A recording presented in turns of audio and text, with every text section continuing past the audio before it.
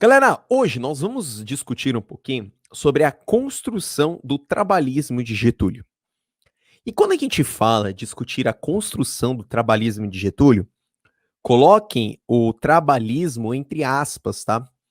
Porque Getúlio Vargas se apropriou da classe proletária, da classe operária, para criar uma estrutura de segurança ao seu governo. Não que os operários tivessem influência no seu governo, ou mesmo que os operários pudessem derrubar o seu governo. Mas uma coisa é certa: os operários, dentro do contexto varguista, a partir principalmente de 1937, a partir do Estado Novo, os operários eles já representavam boa parte da população urbana. E a partir do momento que você tem boa parte da população urbana concentrada nas cidades, logo você tem perigos de tensões sociais. E para que você venha evitar essas tensões sociais, uma maneira é você ter os trabalhadores ao seu lado. Muito importante pensar, amores, que esta ideia que se constrói de Getúlio Vargas como um líder carismático, como um líder das massas, como o pai dos pobres, fora um projeto bem lento. Fora um projeto que se iniciou basicamente já na Revolução de 30. Mas é bem importante você pensar, amores, vocês pensarem, que Getúlio Vargas ele só vai liderar este processo da Revolução de 30 porque ele também pertencia a uma oligarquia, a oligarquia rio-grandense, e ele, considerando sendo o candidato derrotado em relação a Júlio Prestes nas eleições de 29, vai ser Getúlio que vai puxar o bonde. Mas até então, sobretudo no governo provisório, Getúlio não tinha essa construção tão colocada pela história como líder carismático. Só para vocês terem ideia, essa construção de líder carismático, de pai dos pobres, só vai acontecer nos últimos anos do governo do Estado Novo. Portanto, governo provisório, não. Governo constitucional, não. E metade do governo do Estado Novo também não. Então, esse trabalhismo em Getúlio é uma construção. E a esta construção que nós iremos ver hoje. Então, amores, já separem o caderno, separem a caneta, porque o assunto hoje é muito importante. E antes mesmo de dar continuidade à nossa aula, quando Getúlio ele desce a Carta de 1937, a Constituição polaca, a ortoga da Constituição, a gente discutiu isso ontem, o único medo de Getúlio no processo inicial do Estado Novo não eram os comunistas, não eram os anarquistas, embora ele se aproveitou do plano Corren para justificar possíveis golpes, mas não era porque o comunismo, o anarquismo estava bem desarticulado. O que preocupava um pouco Getúlio Vargas eram os integralistas, principalmente liderados por Plínio Salgado. Aliás, não dava para confiar muito nos integralistas, vocês sabem, amores. Se você pegar, por exemplo, General Olímpio Mourão Filho, junto com Plínio Salgado, foram eles os articuladores do Plano Corren. E não dava para confiar muito nos integralistas porque eram fascistas em sua essência, a começar pelas milícias que acompanhavam os integralistas.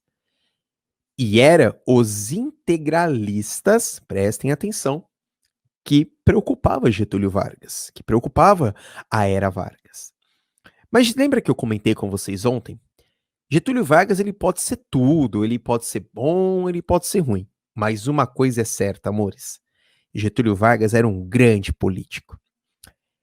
Quando, nesse processo de golpe, para que o Estado Novo venha a ser ortogado no Brasil, Getúlio Vargas chama Plínio Salgado, lembrando que Plínio Salgado, líder dos integralistas, e fala: olha, Plínio Salgado, você pode me auxiliar aqui neste golpe que eu vou lhe dar um grande cargo.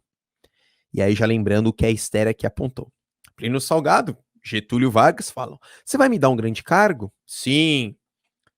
Se você me apoiar aqui no golpe e me apoiar no início do Estado Novo, o Ministério da Educação é seu, é da sua galera, é da ação integralista brasileira, Plínio Salgado. Gente, convenhamos. Quando o Plínio Salgado recebe essa proposta, qual a primeira coisa que ele pensa? Caraca, moleque, eu vou ter um Ministério da Educação. Eu vou poder criar em minha condição de doutrinação fascista para toda a população.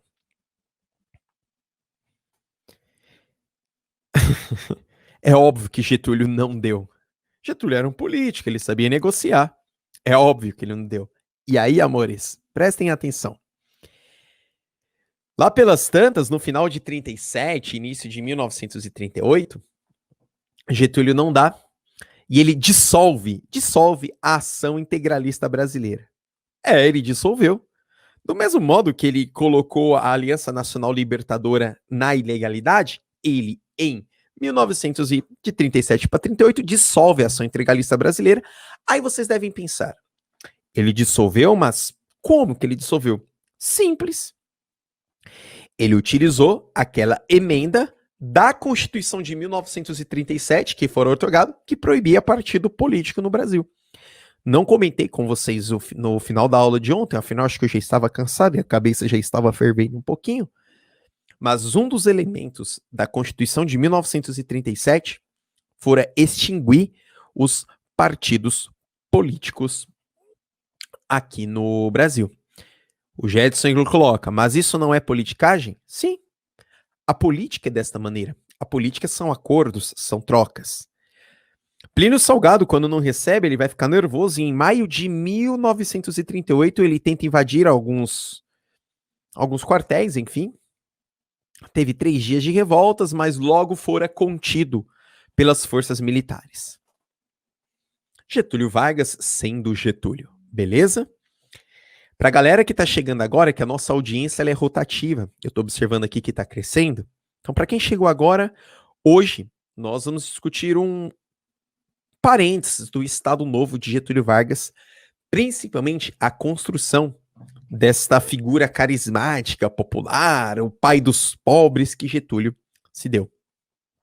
Mas antes disso, eu estava aqui fazendo algumas relações, porque o assunto educação surgiu, e eu fiz uma relação com o Plínio Salgado.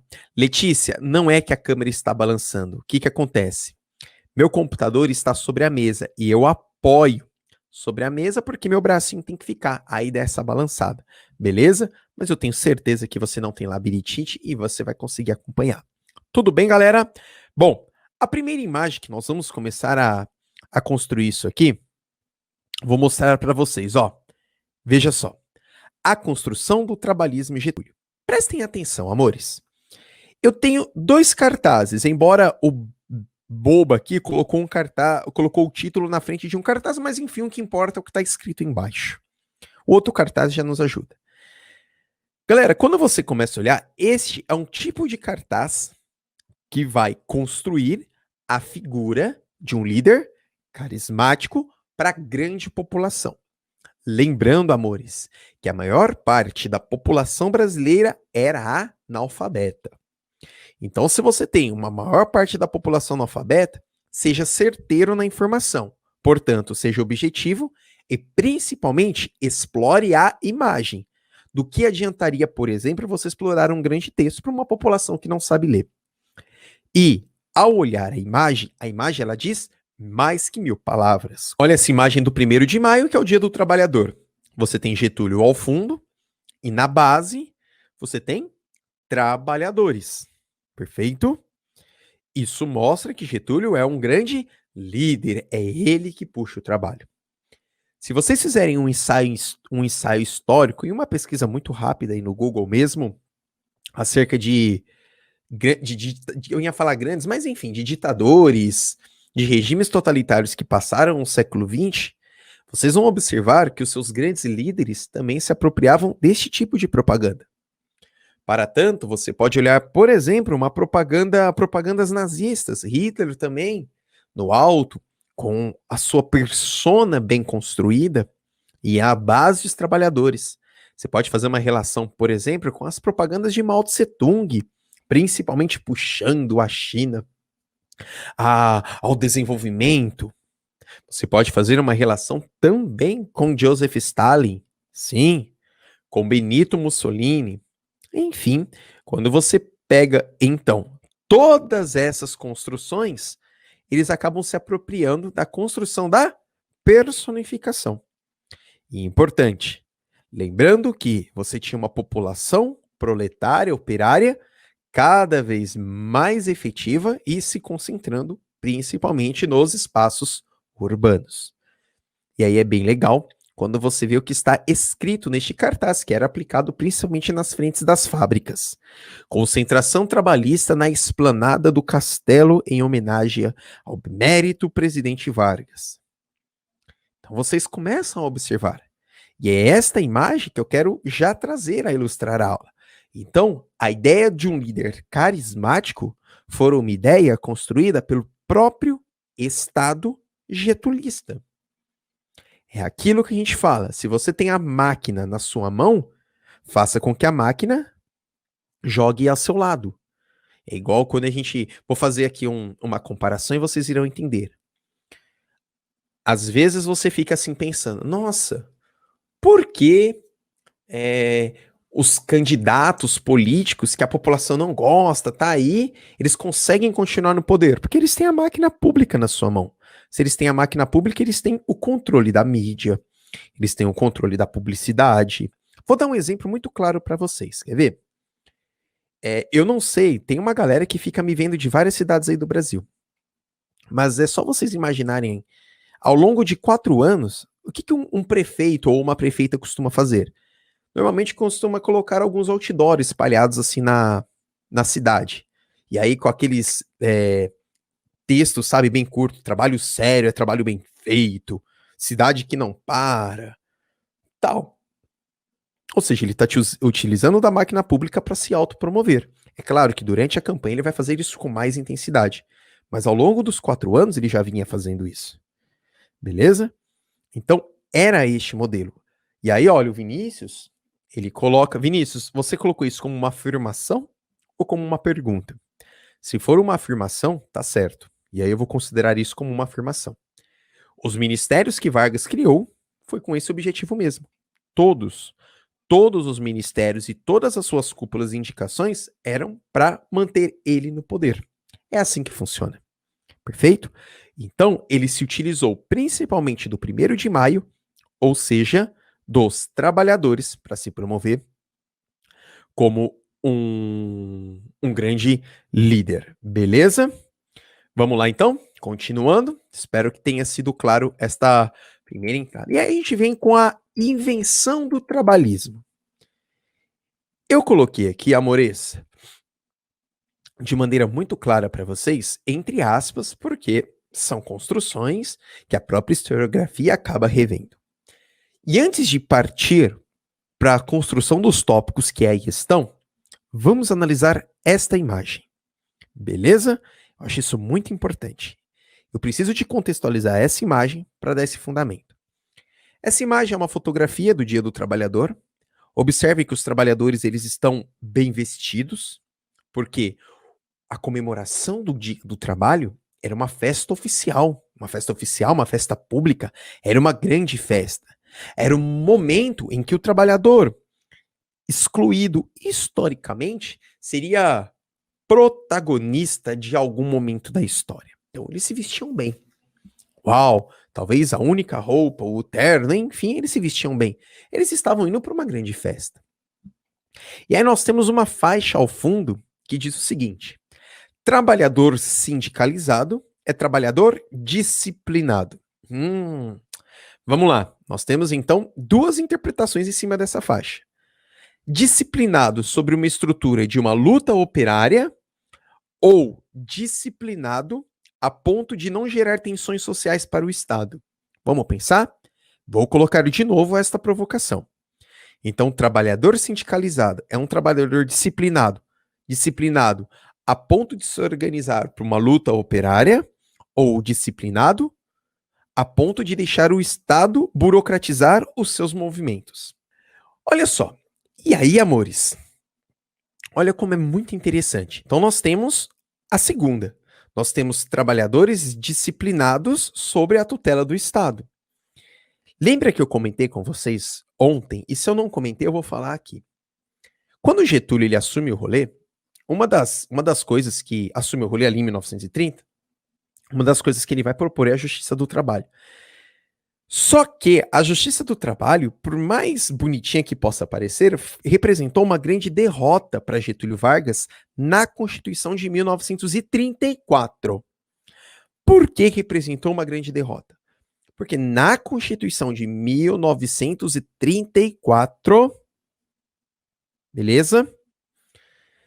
Os sindicatos eles eram livres para se organizar. Então você podia criar um sindicato aqui, outra colar, ali, tal, tal.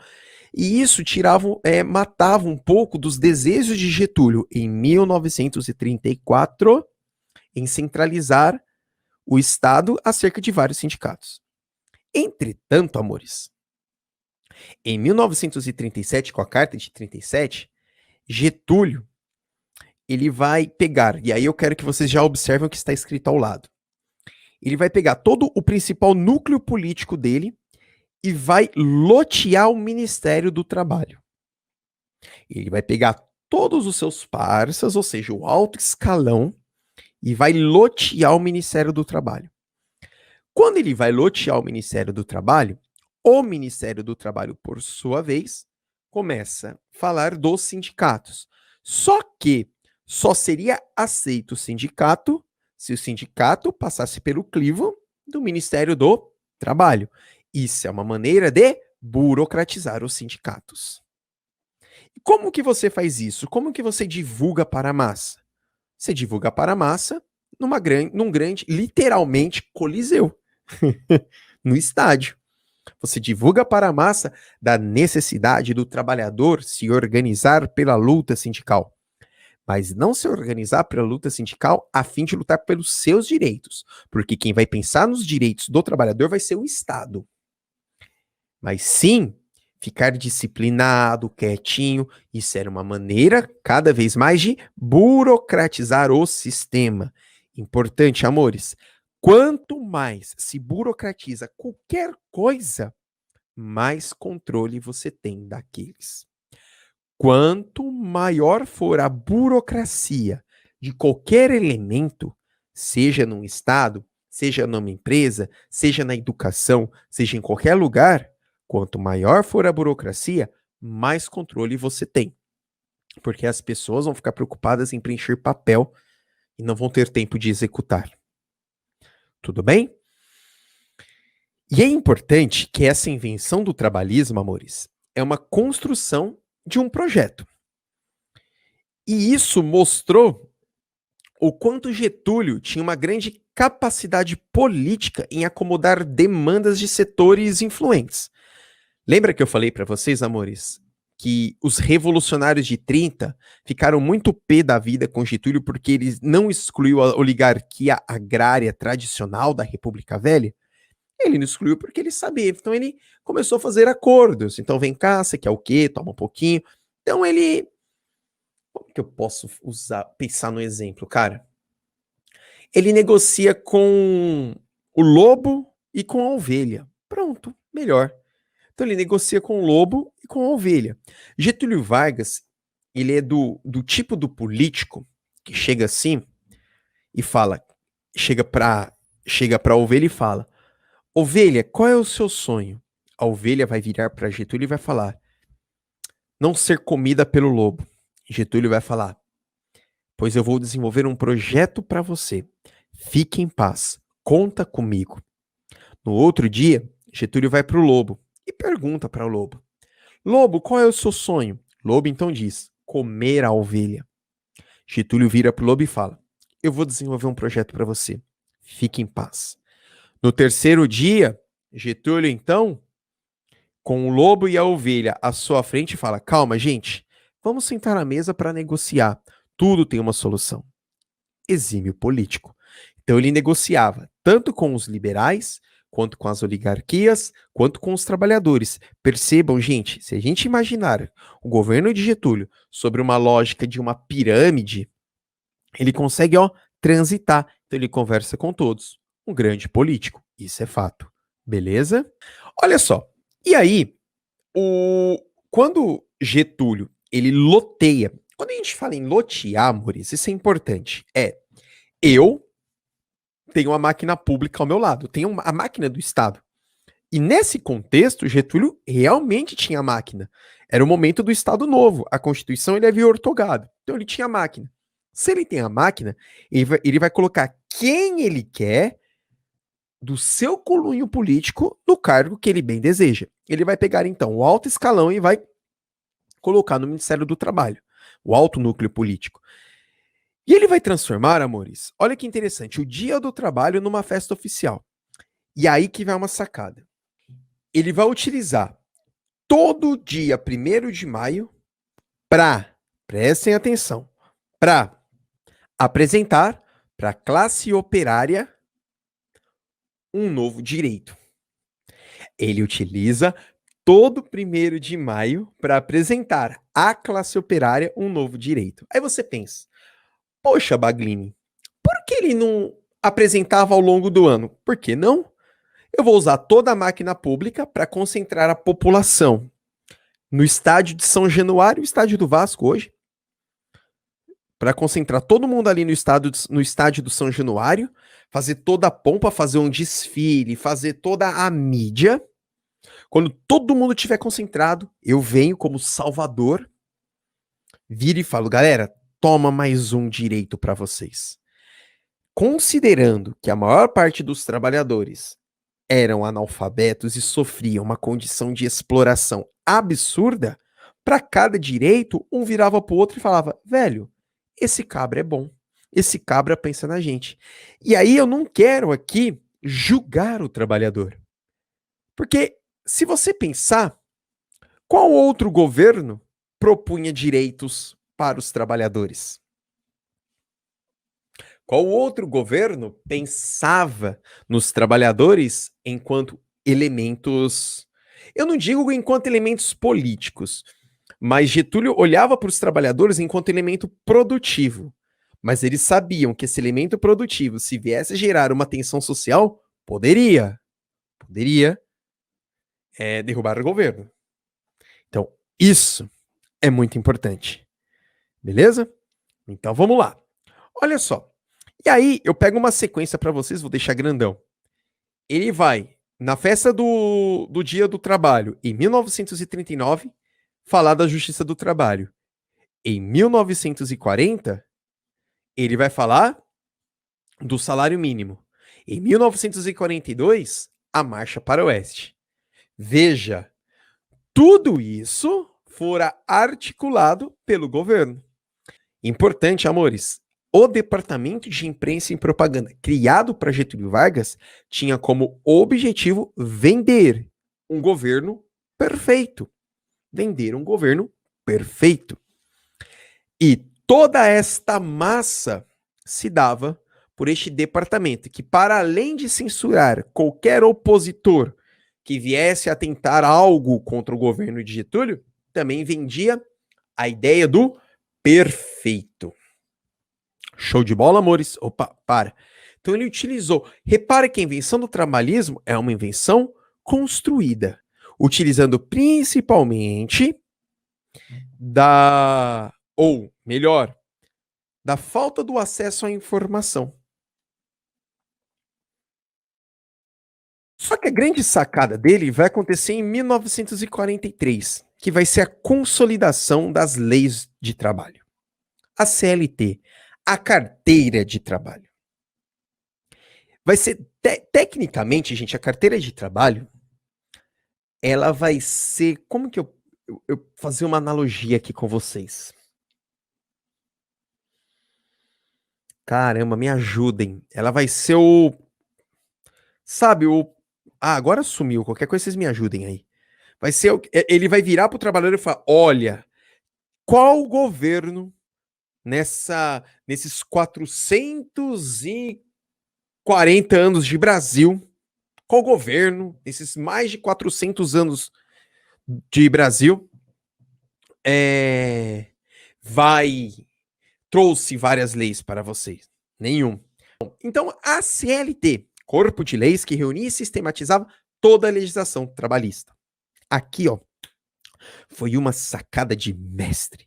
O que ele fez? Ele pegou tudo que ele já vinha colocando, então, salário mínimo, o 13º, as férias remuneradas, as 40 horas semanais, todas aquelas leis que vinham sendo anunciadas ano após ano no dia 1º de maio, colocou tudo num documento e entregou isso principalmente para a classe burguesa, para os industriais, e falou: ó, seguinte, a relação entre patrão e funcionário vai acontecer assim e você tem que fazer isso. Aí, agora eu quero que vocês abram a cabecinha de vocês e pensem em 2 pontos aqui. Tudo bem? 2 pontos. Para o trabalhador isso foi ruim? Claro que não. Não. Para o trabalhador isso foi perfeito. Afinal, ele conquistou vários direitos. Agora pensa comigo. Para o industrial, isso foi ruim? Pensem comigo. Será que para o empresário que recebeu a CLT foi ruim? Se vocês pensarem de maneira muito rápida, sem fazer uma análise aberta, vocês vão falar: foi ruim. Não é verdade? Foi ruim porque agora ele não pode explorar o trabalhador igual ele explorava antes. Não é? Nananina, não. Não foi ruim também, não. Porque agora você regulamentou o trabalho. Ou seja, agora você tem uma regra trabalhista. Se você tem uma regra trabalhista, você minimiza as tensões sociais. Querendo ou não, gente, o medo do comunismo ainda, a bruxa do comunismo ainda rodava. E se tinha uma coisa que os patrões, as elites industriais tinham medo, era dos comunistas chegar, nos trabalhadores, os trabalhadores tomar as fábricas. Quando você põe direitos trabalhistas, qual o motivo dos trabalhadores entrar e por que eles vão entrar no conflito? Não há. Quando você põe a CLT, Getúlio consegue fazer aquilo que ele não conseguiu fazer em 1934, mas com a Carta de 37, com a Constituição Polaca, ele consegue ter o controle burocrático das organizações operárias.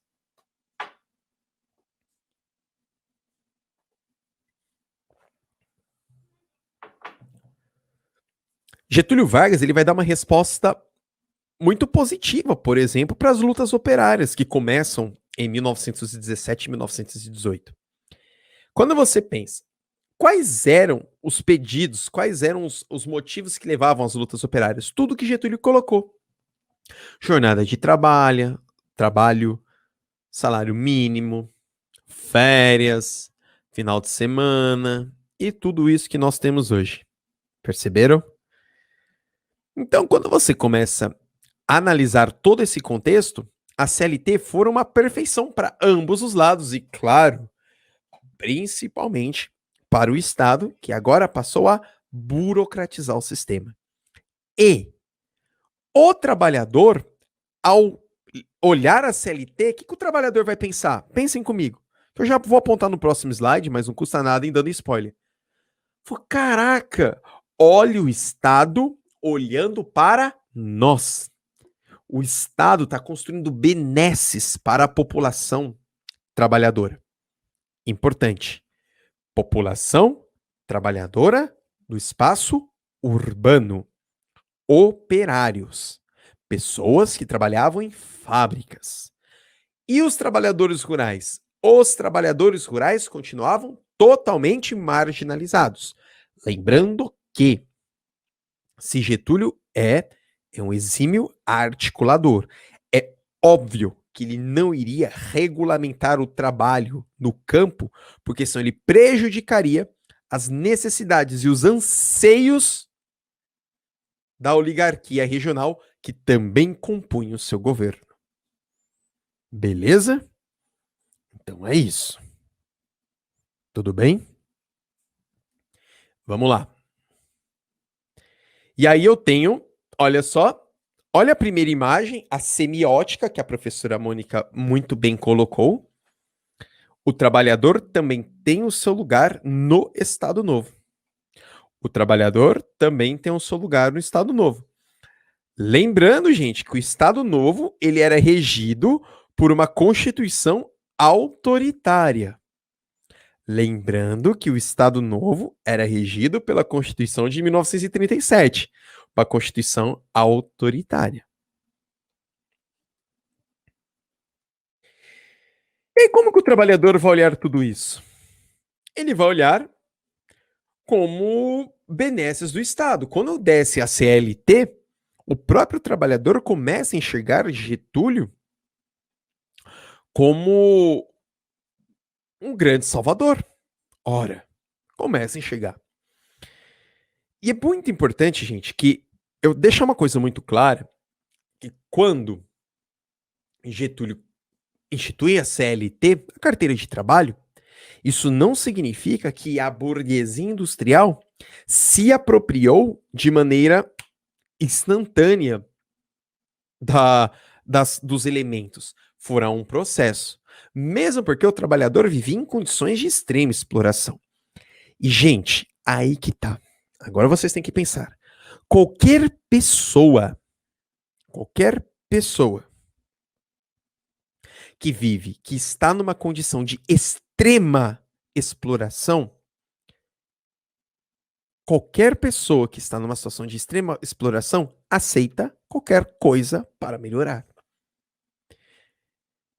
Vou fazer uma ilustração aqui que eu acho que fica mais claro a vocês.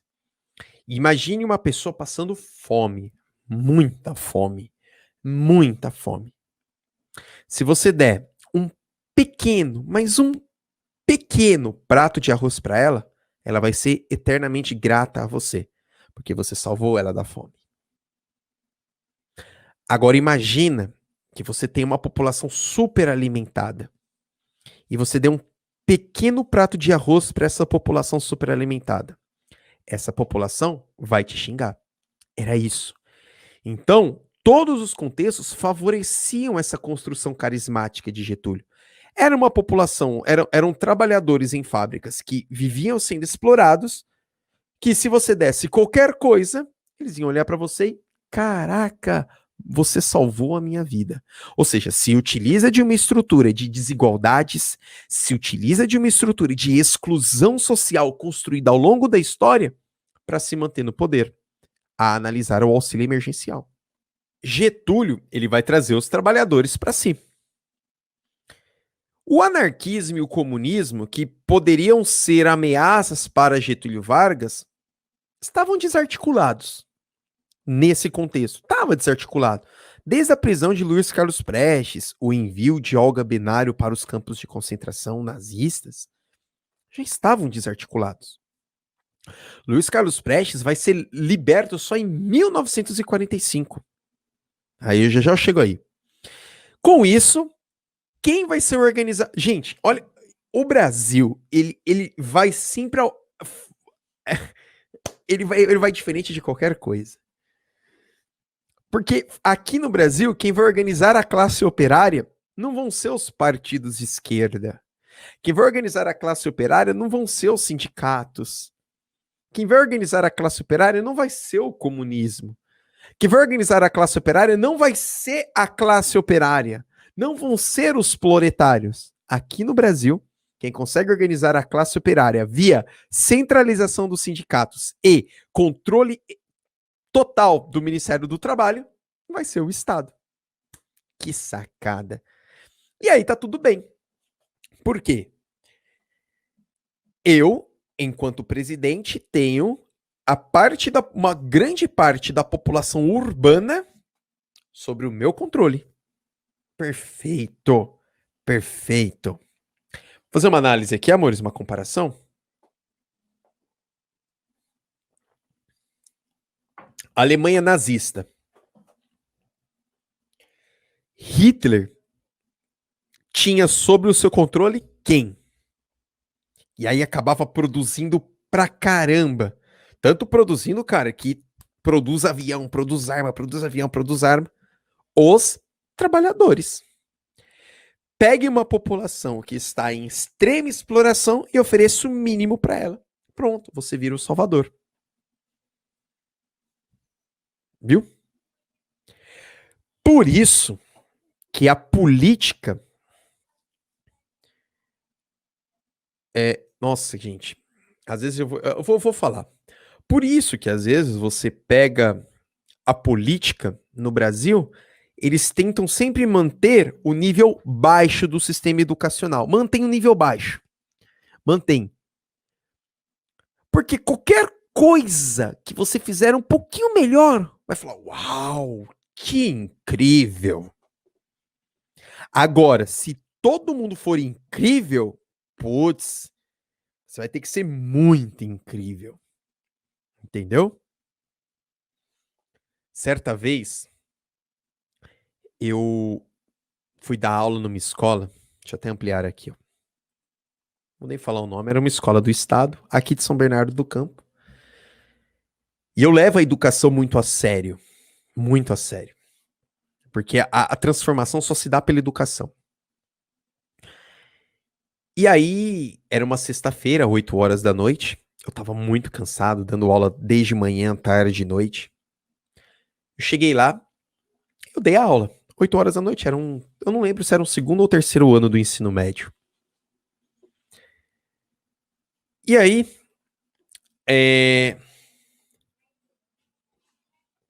eu dei a aula. Na hora que eu saio da sala de aula, eu saio, vou caminhando pelo corredor, pegar as minhas coisas que estavam no armário. Eu saio com uma sensação de fracasso. Assim, eu falei, nossa, que aula lixo que eu dei. Eu estava cansado. Estava cansado. No outro dia, 4 alunos me procuram. Professor Baglini, a sua aula de ontem foi muito boa. Eu olhei assim, eu falei, boa? Não, professor, foi muito boa. Claro, fui dar uma aula, expliquei que eu estava cansado e eu cheguei a uma conclusão. Não é que a minha aula foi muito boa. É que muitos não estavam preocupados com eles. Então, o mínimo que eu dei foi muito, mas não era nada. O mínimo que eu dei a eles foi muito, mas ainda não continuou sendo nada. O mínimo que Vargas deu aos trabalhadores foi muito para eles, mas não continuou sendo nada, porque continuaram a ser explorados. Percebam? Então, essa é a construção. E o Estado se tornou, então, organizador da classe operária. Afinal, agora é o Estado que vai oferecer todas as benesses, as coisas positivas para toda a população, para os operários. Aqui, as coisas vão fazer muito sentido para vocês. Quem era o trabalhador? Trabalhador, gente, aí agora vão fazer sentido. Olha essa fotografia do lado. Eu tenho uma saída de uma fábrica, os trabalhadores. Primeiro, os trabalhadores nesse contexto varguista, os trabalhadores nesse contexto de 1943, ele era diferente dos primeiros trabalhadores urbanos brasileiros. O Brasil estava passando por uma mudança demográfica nesse período. A maior parte da massa urbana operária, ela era composta nesse contexto varguista de brasileiros natos. Aí vocês devem estar olhando assim, pô, mas como assim? Brasileiros natos? É óbvio. Olha só. Amores, os movimentos operários que aconteceram, só para vocês terem ideia, próximo à década de 20, 1917, 1918, as grandes greves que aconteceram no estado de São Paulo, muitos não eram nem brasileiros, eram imigrantes europeus, muitos italianos, e muitos desses trabalhadores urbanos, eles vinham já consigo de uma essência, de uma luta sindical, de uma luta proletária, porque eles viviam isso lá na Europa, então eles traziam consigo aqui para o Brasil. Portanto, eram pessoas com o pavio muito curto e com base de lutas operárias. Muitos que vieram carregando as ideias dos movimentos bolcheviques que estouraram na Rússia, na União Soviética. Muitos que vieram com bases e as discussões da Internacional Comunista. Muitos que vieram no início, nessa década, final da década de 10, início da década de 20, muitos que vieram sobre essa ideia. Durante o governo Vargas, essa estrutura demográfica começa a mudar, e isso para ele foi muito bom. Foi muito bom.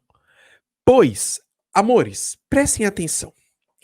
Boa parte dessa galera que agora está acompanhando, eles são oriundos de classes populares urbanas, ou seja, população geral. E são brasileiros natos, amores, natos. E muitos desses brasileiros, eles passaram a se concentrar nos espaços urbanos, por meio do êxodo rural. Agora, fechem comigo, lá vou eu fazer outra análise aqui para vocês.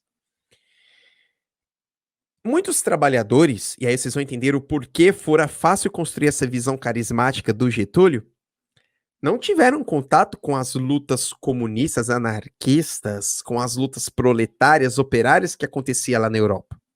Não. Amores, quer ver? Vamos fazer uma comparação? Vou fazer uma relação. Movimento tenentista, coluna Prestes. Velho, a coluna Prestes se baseava nos escritos de Marx, ora. Se baseava nos movimentos das lutas operárias europeias. Isso é na década de 20. Aqui a gente já está falando de 43. E aí agora imagina, o cara tá lá no campo, aí ele vai praticar o êxodo rural, que é um processo super comum no Brasil. O cara nem sabe que é luta operária, nem sabe que é fábrica, nem sabe nada de que nada, nem sabe dessa exploração, dessa luta de classes, dessa unidade, não sabe. Ele vai se concentrar na cidade. Prestem atenção. Se ele não tem essa informação, ele vai acreditar que aquilo que ele já passa é normal. Quando você não tem referência, tudo aquilo que você sofre, você acha que é normal. Você só passa a acreditar que aquilo que você sofre não é normal quando você tem uma outra referência. Como ele, é assim, então tá tudo bem. Então, esse era o trabalhador de Getúlio. Esse era o trabalhador que Getúlio conseguiu promover a visão carismática. E aí, tudo vai fazer sentido para vocês. Perceberam? As coisas vão fazer sentido para vocês. Reparem bem nesta imagem, amores. Você tem as pessoas saindo numa situação de trabalho, estão tão normais, um final de um dia, oriundos de vários lugares, mas não tem uma ideia política. Essa é a população. Olha só, saindo de uma fábrica. E aí Getúlio, em 1931, olha só, ele... amores, perdão. 1941, eu coloquei a data errada, tá bom? 1941, pior que não dá pra arrumar agora. 1941, ele vai colocar a lei dos 2/3. Tá bom, amores? Lei dos 2/3.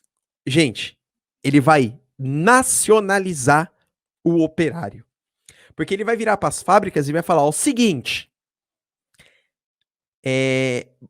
patrão, patrão, burguês, 2/3 dos seus trabalhadores devem ser brasileiros natos. 2/3 dos seus trabalhadores devem ser brasileiros natos. Ou seja, você vai garantir emprego para o brasileiro. Você vai garantir emprego para aquele que está chegando do campo e chegando na cidade. Aí você imagina, olha só. O cara chega do campo, aí ele chega na cidade, o presidente vira para ele e fala: olha, o emprego é seu, porque você é brasileiro. Vai para cima. E aí eu te dou 13º, te dou férias porque eu pensei nisso. Cara, Até você vai olhar para o governo e vai falar: mano, que da hora. Lembrando que nós estávamos vivendo uma ditadura. Lembrando que nós estávamos vivendo uma Segunda Guerra Mundial. E a população operária nem sabia o que estava acontecendo. Se não sabia o que estava acontecendo aqui no Brasil, você acha que sabia o que estava acontecendo na Europa, pegando fogo? Vocês têm noção, galera, que em 1942, 1943, a Segunda Guerra Mundial tá pegando fogo na Europa. Tá pegando fogo. E aqui, olha a fotografia. As pessoas estão saindo do trabalho. Perceberam? Esse era o trabalhador. Por que eu tô falando isso e é importante vocês relacionar? Vocês acham mesmo, vamos pegar, olha os contextos históricos como começam a explicar. Vocês acham mesmo, gente, se Getúlio tivesse vindo, vamos pensar aqui, tivesse aparecido no Brasil em 1917, você acha que ele iria, por exemplo, conseguir ter essa visão do poder carismático? Não. Porque ele ia lidar com trabalhadores que tinham as inspirações das lutas operárias europeias. Então, gente, tudo casou para que Getúlio se perpetuasse no poder. E aí ele vai nacionalizar a classe operária. Esta é uma fotografia, esta é uma imagem super famosa. Provavelmente vocês já viram em provas da FUVEST, da Unicamp, da Unesp, do Enem. É uma fotografia, um desenho, uma imagem do Departamento de Imprensa e Propaganda. Olha só. Gente, vamos fazer o contexto aqui? Para nós que estamos a analisar hoje, 2020, fica fácil. Agora imagina, você está no campo. No campo. Aí você vai para a cidade. Você vai para a cidade procurar uma vida melhor, enfim, um campo excludente. Você não tem nenhum direito, o trabalhador rural não tinha direito nenhum, você vai lá para a cidade. Mas você não tem informação de nada. Aí você chega nas luzes da cidade, de cara você vê uma propaganda dessa. E aí tá escrito, ó, seu presidente. O que você vai pensar? Fala, nossa, cara, como é bom viver na cidade. Olha o carinho que ele tem com as crianças. Ah, e pessoas brancas, tá, gente? Isso aí é bem importante vocês olharem, tá? Olha o carinho que ele tem com as pessoas. Vou fazer de tudo pra amar esse país. Esse cara é o pai dos pobres, meu. Ainda bem. Ué, eu posso julgar esta pessoa? Não posso, gente. Não posso. Estrategista. E como Getúlio conseguiu nacionalizar os trabalhadores para si? De que maneira ele nacionalizou essa classe operária? Primeiro, com uma propaganda de massa. Propaganda de massa. Tac, tac, tac, tac. Vamos lá. Propaganda, propaganda, propaganda, propaganda. A Hora do Brasil. Não é. Na época não era a Hora do Brasil. Ai, a Hora do Brasil é hoje, não é? Gente, me ajudem aí. Se alguém colocar, vai revelar a idade. Mônica, se tiver aí, me ajuda, Mônica. Por favor, Mônica. É Hora do Brasil. Hoje é Hora do Brasil. Enfim, galera, a Hora do Brasil, que passa até hoje, teve começo lá no governo de Getúlio, que era um momento onde todas as emissoras de rádio paravam para falar as coisas, as benfeitorias do governo. E durante esse momento, todo mundo, todas as emissoras de rádio tinham que. Então o trabalhador escutava: olha, Getúlio está fazendo isso. Fora as propagandas que eram colocadas geral. A Voz do Brasil. Aê, obrigado, obrigado. A Voz do Brasil é hoje. Hoje chama a Voz do Brasil. Na época do Getúlio chamava A Hora do Brasil. Que é a mesma coisa. Então era a Hora do Brasil para falar de todas as benfeitorias que o governo não havia fazendo, bonitinho. Era uma perfeição, amores. Era uma perfeição. E aí, fora todas as propagandas e, claro, a cooptação de lideranças sindicais. Gente, todos os líderes que poderiam gerar problema ou atrito para Getúlio estava na mão no, da burocracia estatal via CLT. E, gente, é óbvio, tá? A repressão não parou, não. Só que aquilo é repressão. Então, a polícia do Distrito Federal chega lá, ó, vem cá, trocar uma ideia com você. Calabouço, lugar escuro, desce o cacete, ninguém fica sabendo, tá tudo certo. Se alguém perguntar da pessoa, você fala, não sei, tá desaparecido. Vocês estão achando o quê? Que a polícia saía descendo o cacete geral assim pra todo mundo ver? Ou nesse momento, não. Imagina os trabalhadores que olhavam pra Getúlio como o pai dos pobres, ver a sua polícia descendo o cacete? Não, é articulado, é pensado, é tipo sniper. Ah, ali, ó, um opositor. Vai ali, ó, pega ele, sem ninguém ver. Era assim que você conseguia pensar, beleza? Tudo bem? Então foi desta maneira que Getúlio conseguiu cooptar os trabalhadores. Mas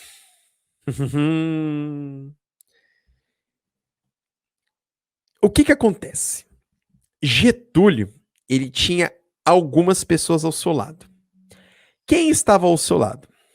Trabalhadores, trabalhadores urbanos. Algumas oligarquias agrárias regionais, mas alguns industriais do estado de São Paulo e agricultores de Minas Gerais não estavam com Getúlio. Porque os liberais. Liberal é a coisa mais louca do mundo, né, gente? Liberal é tipo o PMDB. Quem tiver no poder, eu vou estar do lado. Liberal é a mesma coisa. Porque os liberais perceberam, e qual era o medo? De que tudo isso que Getúlio estava fazendo era uma maneira para que ele viesse a continuar no poder. Ora, peraí. E o pessoal tinha medo, gente, porque quando ele aplica o golpe de Estado em 1937 com eleições para 1938, ele já havia se mostrado que ele pode fazer qualquer coisa. E quando ele aplica o golpe de Estado, ele ainda não tinha o apoio da massa. Ele não tinha o apoio dos trabalhadores. Ele não era um líder de massa. Agora não. Agora ele é um ditador. Ele governa sobre a sua Constituição. É a sua, porque foi ortogada. E agora ele é líder das massas. Você é louco, velho? Você é louco? Dessa maneira ele vai continuar para sempre no poder. E se ele continuar para sempre no poder, eu não vou conseguir protagonizar. É claro que esse antigetulismo tinha que partir de São Paulo e Minas Gerais. É óbvio. A base, a gênese, a estrutura da República Velha, São Paulo e Minas Gerais. É óbvio que ia partir desses dois estados. E segundo esses dois estados, segundo não, né? Que aí era, não era, mas ele era um ditador autoritário, ele era um repressor das oposições e era um manipulador de instituições. Tá certo. Tá certo. Getúlio era isso mesmo. Manipulador de instituições é o que ele mais sabia, afinal, ele loteava todos os ministérios, todos os cargos, a começar pelo Ministério do Trabalho. Tá certo. E aí vai começar, digamos, movimentos que vão desarticular um pouco Getúlio. E ele, mesmo com toda a massa trabalhadora em suas mãos, não vai conseguir dar uma segurada nesse tranco, não. E aí eu vou beber uma aguinha aqui, peraí. Esse antigetulismo, amores, vai começar, acho que, talvez um primeiro grande movimento vai ser o Manifesto dos Mineiros. Então já tomem essa nota, por favor. Manifesto dos Mineiros. Vai acontecer em 1943. O que foi o Manifesto dos Mineiros? O documento tá aí, gente. Inclusive, eu pego esses documentos de um site que chama Memórias em Doc, tá bom?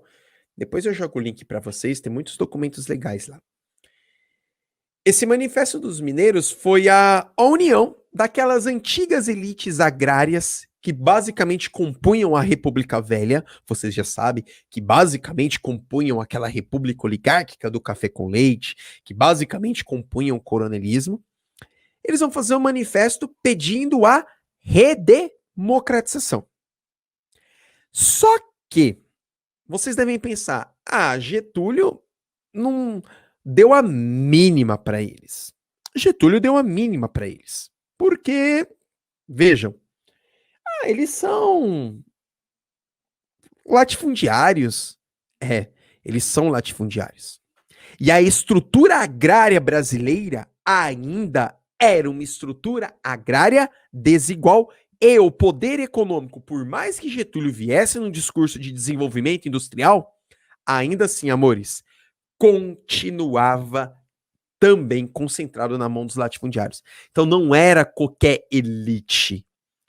Era a elite mineira, latifundiária, muitos herdeiros da República Oligárquica, da República Velha e, para piorar a situação, ou não, muitos também compunham o governo getulista. Perfeito? Então, isso é algo muito importante. E nós vamos ter, vocês lembram do Armando Salles? Lembram na aula de ontem? O Armando Salles, ele foi aquele candidato em 1937. Lembra que em 37 você tinha o Zé de Américo, o Armando Salles e o Plínio Salgado, 3 candidatos que estavam concorrendo às eleições até Getúlio descer o Estado Novo. Lembra que o Armando Salles, ele era governador de São Paulo e desde o Estado Novo, Armando Salles, fora exilado. E Armando Salles representava muito a elite paulista. Gente, ele era governador de São Paulo. E vocês também lembram que Armando Salles estava despontando nas pesquisas e ele, caso não viesse ter o golpe do Estado Novo, possivelmente ele que seria o presidente. E Armando Salles vai escrever uma carta aos brasileiros. Essa carta aos brasileiros, ela é enviada lá de fora, é uma carta mais ou menos assim: brasileiros, vamos lutar por um processo de redemocratização. Vamos derrubar esse ditador autoritário. Vamos destruir, acabar com o repressor das oposições. E essa carta, ao lado do Manifesto dos Mineiros, teve um impacto muito grande. Muito grande. Perceberam? Quando Getúlio recebe isto, ele olha e fala: caraca, não basta só ter os trabalhadores e alguns grupos oligarcas regionais em minhas mãos. Eu preciso de ter também as elites. Mas as elites, gente, são as elites. Você acha que as elites vai fazer acordo político com alguém que conversa com o pobre trabalhador? Não. Ora, elite é elite, velho. Elite não conversa com o pobre. Vocês sabem disso. Nem Getúlio conversava com os trabalhadores. Quem conversava com os trabalhadores era a burocracia do Estado. Mas uma coisa é certa, esse movimento antigetulista começa a inflar a estrutura governamental. Porque são aqueles antigos ou os liberais que não querem a intervenção do Estado, mas adoram a intervenção do Estado quando desce o cacete nos trabalhadores. Isso que eu falo, se você quer ser liberal, você tem que ser liberal em tudo. Não, eu sou conservador na família e liberal na economia. Bom, beleza. Vamos lá então. Aí, agora, olha só, agora é o paz e amor, galera. Por quê? Saca a pressão do próximo slide. Só olhem os nomes, por favor. Só olhem os nomes. Não vou falar mais nada. Só olhem os nomes. Só leiam. E não estão todos. Só leiam. Vou até deixar grandão. Só leiam os nomes. Só leiam. Leiam. Só gente zoada, hein? Só. Prestem atenção. Em janeiro de 1945, nossa, gente, esse slide ele pesa 10 toneladas. Foi até difícil carregar ele, tá bom, gente? É ousadia, olha só. E não estão todos aí. Em janeiro de 1945, vai acontecer no Teatro Municipal de São Paulo. O mesmo teatro que marcou a Semana de Arte Moderna. O mesmo teatro que marcou o reconhecimento dos valores culturais do Brasil para derrubar esse contexto eurocêntrico que nós estávamos habituados. Eu acho que talvez não tinha palco melhor para acontecer o primeiro Congresso Brasileiro de Escritores, que vai ser no Teatro Municipal. E, gente, aqui é um ponto de virada, porque Getúlio, ele perde a intelectualidade brasileira. Ele perde. E, gente, você só consegue governar um país se você tem os dois extremos. É meio louco pensar, mas se você tem intelectualidade e trabalhador. E o primeiro Congresso Brasileiro de Escritores, eles vão endossar basicamente ao que o Manifesto dos Mineiros já havia posto um ano antes, em 44. Então nós temos a elite mineira lutando por um processo de redemocratização, e agora em 45 eu tenho o primeiro Congresso Brasileiro de Escritores. Bom, gente, escritores vão lutar contra a falta de liberdade de expressão que a Carta de 37 colocava. Na mesa, aí é uma foto, tá, gente, do Congresso no Teatro Municipal. Na mesa aí, é porque a imagem tá bem pequenininha, mas eu acho que vocês tomam a dimensão, porque vocês têm os escritores na base da bandeira. Nessa mesa aí é possível identificar Graciliano Ramos. Eu não coloquei. Jorge Amado tá no rolê também. Sérgio Buarque de Holanda, Mário de Andrade, Oswald de Andrade, Drummond, Cecília Meirelles. Que porrada, hein, velho? Não era fácil, não, velho, ser escritor no governo de Getúlio, que corria atrás da liberdade de expressão. Mas uma coisa é certa. Talvez fora a liberdade de expressão que deu condições para que eles viessem a escrever tão bem. Essa escola de 30 é maravilhosa. Eu esqueci o nome da escola literária. Me ajudem, gente. A escola dessa galera, porque é muito importante. Esqueci agora, me deu branco. Meu Deus! Que vacilo. Enfim, me ajudem aí a ter o nome dessa escola. Só Cabra Firmeza. E a linda Cecília Meirelles, né? O que mostra o quão mulher ela era, hein? Olha só do lado de Cabrabão.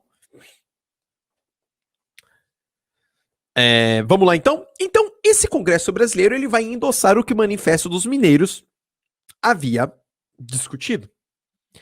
E agora é uma situação muito complicada, porque eles têm o poder, querendo ou não, gente, por mais que a maior parte da população brasileira fosse analfabeta, é o modernismo, pessoal? A galera tá colocando aí, poxa, eu acho, não sei se, acho que é a segunda fase, né? Segunda fase é 50, é modernismo. Aqui a gente tá entrando em 50, tá tudo certo. Beleza, galera, eu só queria lembrar, tô falando que tem só gente boa aqui na minha live, por isso que eu gosto de entrar esse horário com vocês. Obrigado, pessoal. E aí, nesse exato contexto, gente, por mais que a população fosse analfabeta, você tem pessoas que produzem conteúdo lutando contra o seu governo. Por mais que a população fosse analfabeta, você tem grandes escritores que têm acesso a outras massas.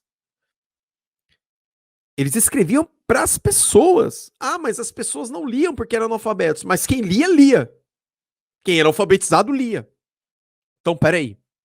É o Manifesto dos Mineiros e um congresso de escritores discutindo esse processo de democratização. É o ser que está caindo. O ser que está se fechando.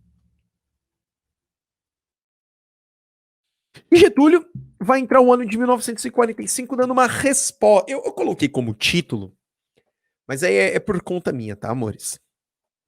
Uma resposta para a oposição. E aí vocês vão perceber o porquê eu coloquei imperialismo aí do lado. Não sei se vocês conseguem observar. Ó, a Esther já tá colocando, é a terceira geração. Esther.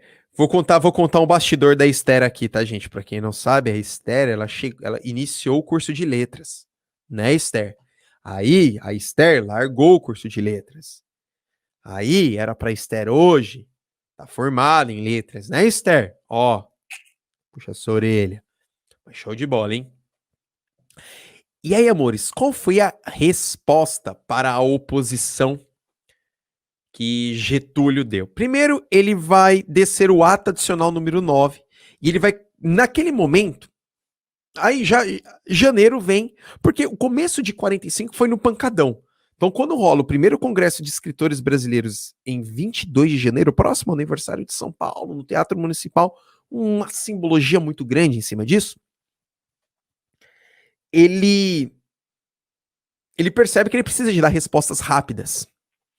E aí o primeiro passo vai ser o ato adicional número 9, que vai ser a realização de eleições. Quando ele convoca essa realização de eleições, eu vou até ampliar aqui, amores, olha que legal, o Getúlio é muito louco. Ele convoca, mas ainda assim, ele não coloca nenhuma data. Então ele fala, ó, vai ter novas eleições. Não põe data. A própria população, ou na verdade os antigetulistas, viram e falam, pera aí, velho. Não. Aí ele desce o código eleitoral quando ele põe as eleições. Então ele diz: ó, as eleições presidenciais vão rolar em dezembro. Puta, cara. Na hora que ele anuncia isso, em 1945, falou: cara, vai rolar em dezembro. Geral falou: então, já que vai rolar a eleição, é hora de começar a se articular. Quem vai ser o candidato? Quem vai ser o político? Vai ser o operário? Vai ser o oligarca? Quem? E eu acho que a principal resposta vai ser em abril de 1945, quando ele vai dar a anistia a todos os perseguidos políticos e a todos os exilados. E em 1945, quem vai sair da cadeia? Só que agora ele vai sair muito mais forte do que ele entrou. Muito mais forte. Mesmo porque em 1945 os regimes totalitários, o regime fascista e o nazista, ó, já era. Em 1945, a Alemanha nazista, a Itália fascista já era. A gente está chegando num processo final de Segunda Guerra Mundial. Quem vai sair forte? Que estava preso? Luiz Carlos Prestes. Aí você deve pensar, caraca, mano, ele vai sair com tudo e já vai se candidatar a presidente, porque é o momento. Não. Não. Não. Não. Aí você faz. Por quê? Porque nesse exato momento vai acontecer um paradoxo na própria cabeça de Luiz Carlos Prestes. Gente, uma das. Por quê? Quando ele sai, ele fala, ele olha e fala: caraca, velho, os trabalhadores tá cheio de direito. Nossa, caramba, estranho. Mas caramba, não tô entendendo. Aí, eu acho isso muito legal essa parte da história. Porque nesse contexto de 45, os comunistas vão se aproximar de Getúlio. Aí você, cara, peraí, você vai se aproximar daquele que via Tribunal de Segurança Nacional te massacrou, te perseguiu, por quê? Getúlio, a fim de criar essa massa operária cada vez mais forte, ele tinha nas suas discussões o forte nacionalismo econômico. E o nacionalismo econômico era visto pelos comunistas como um contraponto, como um contraponto válido ao imperialismo. Contraponto, tá, amores? Aí eu coloquei o D apareceu de besteira. Então, o nacionalismo econômico era visto como um contraponto válido ao imperialismo capitalista. Opa! E qual era uma das lutas comunistas? Ao imperialismo capitalista estadunidense. Percebam? Opa, então a gente está começando a analisar aqui. Ok? Perceberam?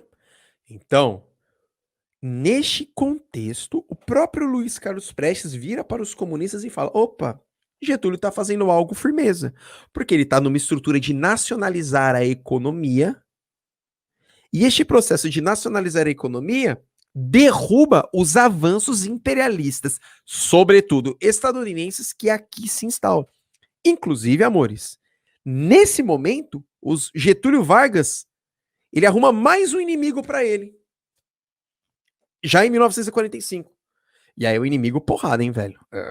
É um inimigo porrada. Os Estados Unidos. Peraí, velho, que papo é esse de nacionalizar? Em 1945, Getúlio vai colocar uma emenda na Carta de 37, a Lei Antitrust. Eu acho que o próprio nome já leva a resposta. A Lei Antitrust basicamente é: capital estrangeiro não vai ser permitido aqui no Brasil. Ou nenhum capital estrangeiro vai tentar comprar alguma empresa brasileira. Não vai. Aqui não acontece isso. Aqui a indústria é nacional. Cara, ele basicamente arrumou um inimigo, os Estados Unidos. E pro próprio comunismo, pros comunistas, isso era um paradoxo, porque peraí, aquele cara que me perseguiu, ele tá nacionalizando, ele tá dando direito.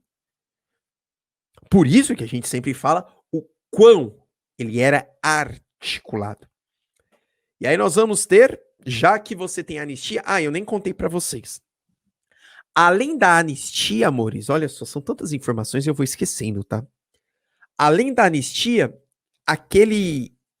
o lance, os partidos deixaram de ser extintos. Então, novos partidos puderam voltar na cena do contexto político brasileiro. Puderam voltar, ou bem como outros partidos também foram criados. E por falar em partidos que foram criados nesse cenário, nós vamos ter esses coxinhas aí.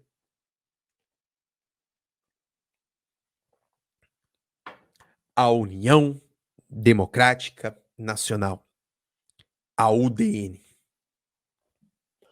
A UDN vai ser um partido criado em 45, e esse partido, criado em 1945, ele vai ser o primeiro partido de oposição clara ao governo varguista. Vai ser o primeiro partido de oposição clara ao governo varguista. E eles vão lançar na chapa, afinal as eleições foram anunciadas, então se acredita que vai ter eleições, esse brigadeiro, o Eduardo Gomes. Eduardo Gomes, um antigo tenentista. Aliás, galera, vocês perceberam que o movimento tenentista protagonizou a política a partir de então, né? Quando você pega o movimento tenentista, que vai começar em 20, tem uma grande expoência em 1922, cara, a molecada do movimento tenentista consegue, cara, protagonizar a política. Muitos se vendem para o capeta, outros vão para o lado negro da força e outros continuam a luta. Só que o problema é que quem continuou a luta foi preso. Quem representava a União Democrática Nacional? Olha que curioso. Os oligarcas tradicionais da Primeira República, entre eles o Júlio Prestes, lembra do Júlio Prestes? O que concorreu com Getúlio Vargas em 1929? Júlio Prestes, não confunda com Luiz. Júlio Prestes.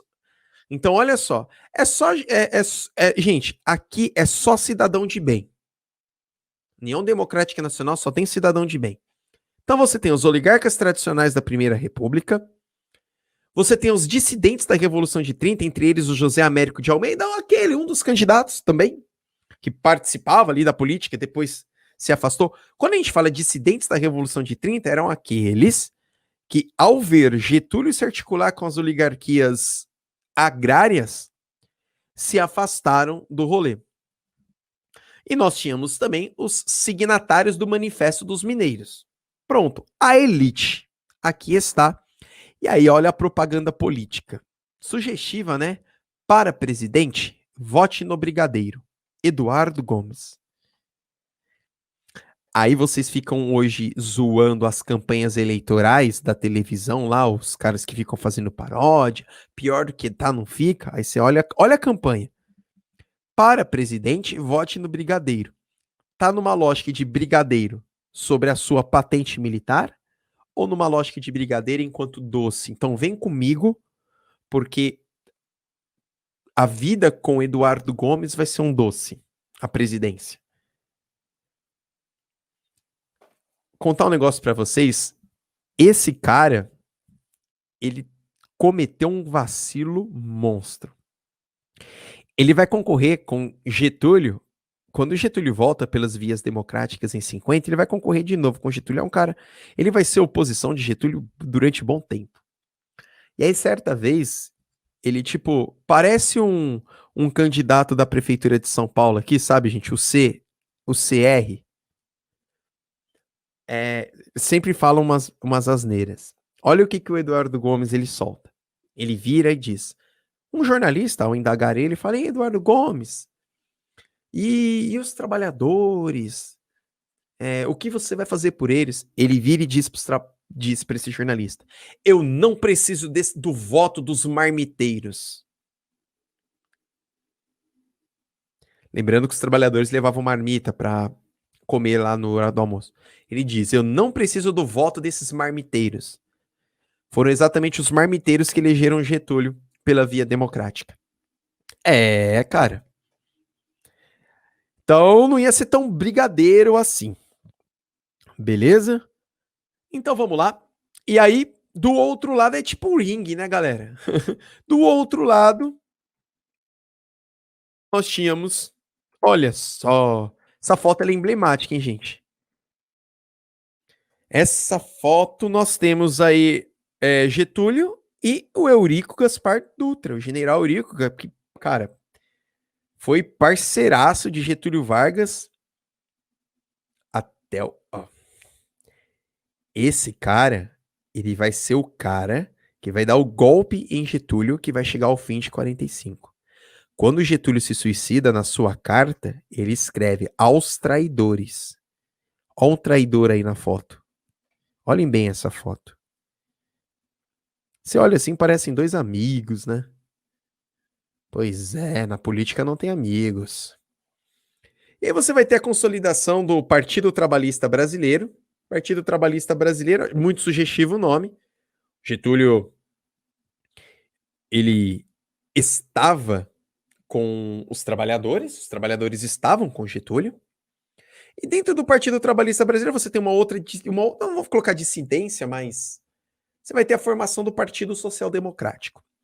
Amores, o Partido Social Democrático ele estava junto com o Partido Trabalhista Brasileiro, e esse partido foi formado por sindicatos, que estava já cooptado pelo Estado, formado por lideranças sindicais, formado por grupos oligarcas regionais, e eles lançaram o general Eurico Gaspar Dutra para disputar com o Eduardo Gomes, uma vez que Getúlio já havia convocado as eleições. Importante. Num primeiro momento, amores, Getúlio não queria, não, mas percebeu que Eurico Gaspar Dutra era extremamente forte. A UDN, por sua vez, sendo ela a oposição, começou a martelar, começou a bater. Tanto que a própria população, uma vez que Getúlio detinha a população em suas mãos, principalmente devido ao controle do Departamento de Imprensa e Propaganda, estava em suas mãos, a própria população começa a gritar. Olha que interessante. Queremos Getúlio. A gente só aceita novas eleições com Getúlio sendo candidato. Queremos Getúlio. Queremos Getúlio. A este movimento fica conhecido como queremismo. Queremismo. Eu fiz apenas um recorte do Estado Novo. E eu espero que vocês de coração tenham gostado. Eu basicamente hoje criei todo o ideal e o imaginário pelo qual levou Getúlio a ser esse líder de massas e líder carismático. Muito obrigado, pessoal. Missão dada é missão cumprida. Beleza? Galera, muito obrigado. Não se esqueçam de me seguir no Instagram, lá eu coloco as coisinhas. É o Prof. Baglini, tá bom? Prof. Baglini. Me sigam lá. Tchau, tchau, gente. Abraços.